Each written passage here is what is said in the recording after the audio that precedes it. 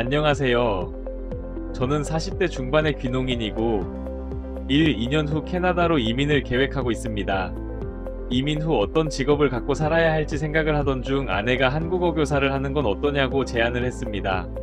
마침 코로나로 인해서 한국어 교원 양성 과정이 비대면으로 이루어져서 온라인으로 수강을 할 수 있다는 것을 알게 되어 공부를 시작하게 되었습니다.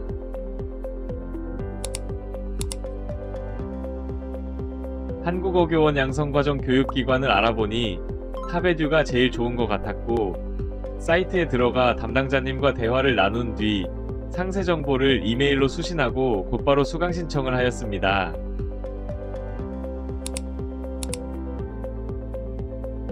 저는 대학교에서 회계학과를 졸업하였고 고등학교 수능시험에서 언어 능력이 가장 낮은 점수를 받았던 것으로 기억합니다.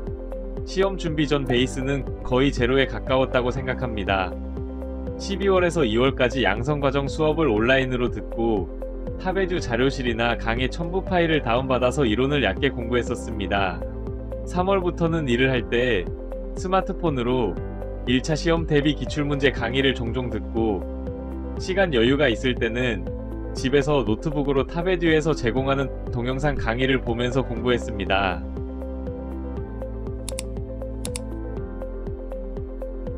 제가 워낙 기초가 없었던 관계로 처음에 강의를 들을 땐 정말 지루하고 교수님들이 무슨 말씀을 하시는지도 모를 정도로 수강하는 게 힘들었습니다.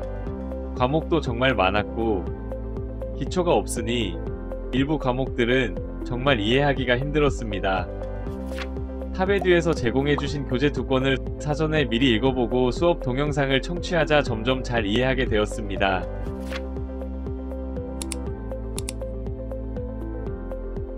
실습에 참가하기 전 총 20시간의 참관 동영상을 시청한 후 참관 보고서를 제출해야 했습니다. 저희 조는 12명 정도였으며 성별은 반반 정도였고 연령대도 20대부터 60대까지 정말 다양했습니다. 하시는 일도 다양해서 서로 너무 다르다 보니 수업하는 게 재미있었습니다. 4일간 하루에 3시간씩 총 12시간의 실습이 있었습니다.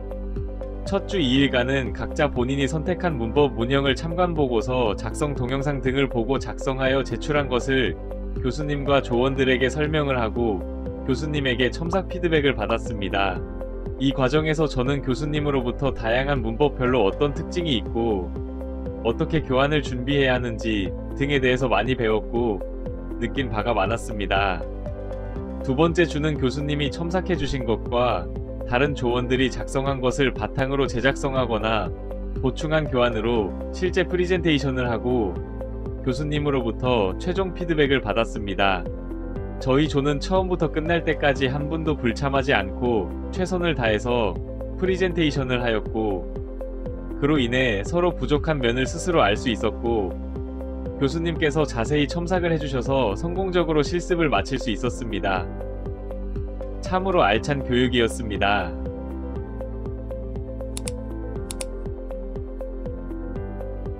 제가 영어 문법보다 한국어 문법을 더 모르고 있다는 것을 실감하는 시간이었습니다. 처음부터 품사, 능동과 피동, 주동과 사동 등 너무 외울 것도 많고 공부할 것도 많았습니다. 의미론, 화용론에서도 상위어, 하위어 등에 대해 자세히 정리했고, 어휘는 너무 헷갈리는데 분량은 많아서 단순히 외우는 것보다는 여러 번 읽어보고 기출문제를 풀어보는 식으로 정리를 했습니다. 한국문화와 더불어 이 과목도 20문제만 출제되기 때문에 과락이 염려되었습니다. 기출문제를 위주로 공부를 하였고 해마다 출제되는 문제들이 있어서 이런 문제는 절대 틀리지 않으려고 별도로 노트를 만들어서 정리를 하였습니다. 한국어와 타 언어와의 차이점을 공부할 때는 색다른 점이 있어서 재미있었고, 추후에 캐나다에서 학생들을 가르칠 때를 상상하며 어떤 것을 준비하면 좋을지 등에 대해서 생각해보는 시간이었습니다. 외국어로서의 한국어 교육론은 92문제가 출제되므로 이 과목에서 최대한 점수를 확보해야 한다고 생각을 하여 집중적으로 공부하였습니다.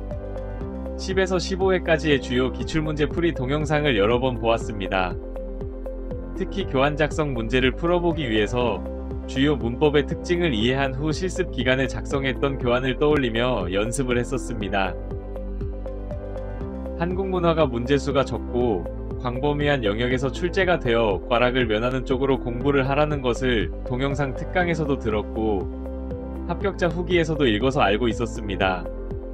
정말 자세히 공부를 하려면 분량이 너무 방대하면서도 대부분 암기할 부분인데 암기할 자신도 없었습니다. 그래서 타베듀 특강을 3번 정도 시청하여 대략적으로 파악한 후 기출문제를 풀었습니다.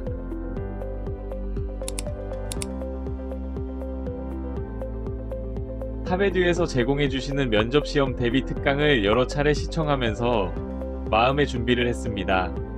그리고 1차 시험 때와 마찬가지로 시간이 날 때는 2차 면접시험 대비 문제집을 보면서 나름대로 면접시험에서 어떤 유형의 질문이 있을 것인지 생각을 해뒀습니다. 그런데 머릿속으로는 준비를 했지만 실제로 상황을 만들어서 묻고 답하는 것을 연습하지 않아서 실제 면접관님들 앞에서는 제대로 답변을 못했습니다. 한국어이고 어떤 상황인지에 대한 생각을 많이 해두면 편한 상태로 면접관님들의 질문에 답을 할 수 있을 거라고 막연히 생각을 했는데 실제는 달랐습니다.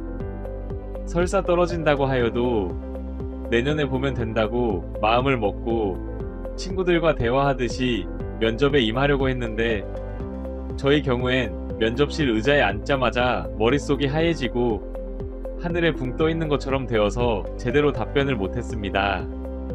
이런 경우를 없애기 위해서는 실제와 같이 묻고 답하는 준비를 하는 게 도움이 되지 않을까 생각해 봅니다.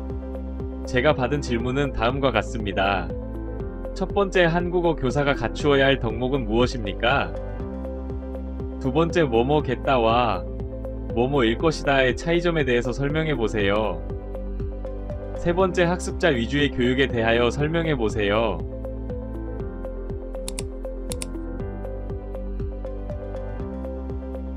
저는 고등학교 때 수능 시험 중에서 1교시 언어 능력이 가장 힘들었습니다. 그게 콤플렉스가 되어서 어른이 되어 사회생활을 할 때 한글 맞춤법에 대해 설명하는 책이 출판되면 스스로 구입해서 읽곤 했습니다. 음운 변동 등에 대해서 유튜브 등에 올려진 영상을 보면서 축적된 지식이나 어렸을 때 시골에 살아서 익혀진 전통문화, 궁금한 것들을 꼬리에 꼬리를 무는 식으로 스스로 찾아서 궁금증을 해소했던 것 등이 1차 시험을 볼 때 많이 도움이 되었던 것 같습니다.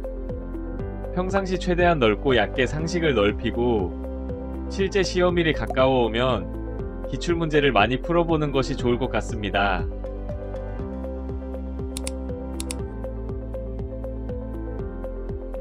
일반 언어학 및 응용 언어학을 담당하신 교수님이 기억에 많이 남습니다.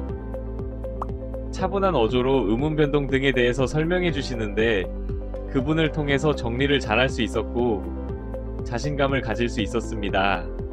그리고 김지학 교수님은 솔직담백하게 예를 들어가면서 모든 과목을 설명해 주시는 것을 보면서 정말 박식하시다고 느꼈습니다. 저도 이론을 더 많이 공부하고 실무에 대한 경험을 많이 해서 학생들을 잘 가르치고 싶다는 의욕을 가지게 해주셔서 너무 감사했습니다.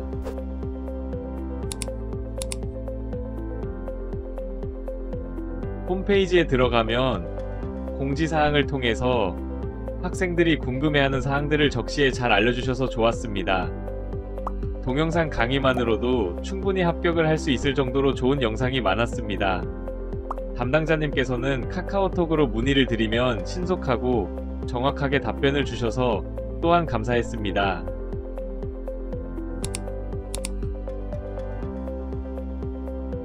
(1차) 시험 준비할 때는 1차 시험이 제일 힘든 줄 알았습니다. 공부할 분량도 많고 회차별로 출제되는 부분이 너무 상이해서 결국엔 전체를 모두 골고루 공부해야 해서 그랬습니다. 그런데 막상 시험을 볼 땐 기출문제보다 쉬운 게 대부분이었던 것 같습니다. 2차 면접을 준비하는 건 더 힘들었던 것 같습니다. 3명의 면접관 앞에서 그들이 묻는 질문에 초점을 맞춰서 잘 대답을 할 수 있을까 하는 긴장감은 저를 너무 힘들게 했습니다. 그런데 실제로 면접을 잘못 봐서 떨어졌을 거라고 낙담을 하고 있었는데 가까스로 합격이 되었습니다. 아예 질문에 답변을 하지 못하거나 전혀 엉뚱하게 답변을 하지만 않으면 면접도 합격하실 수 있습니다. 모든 수험생들 파이팅 하세요.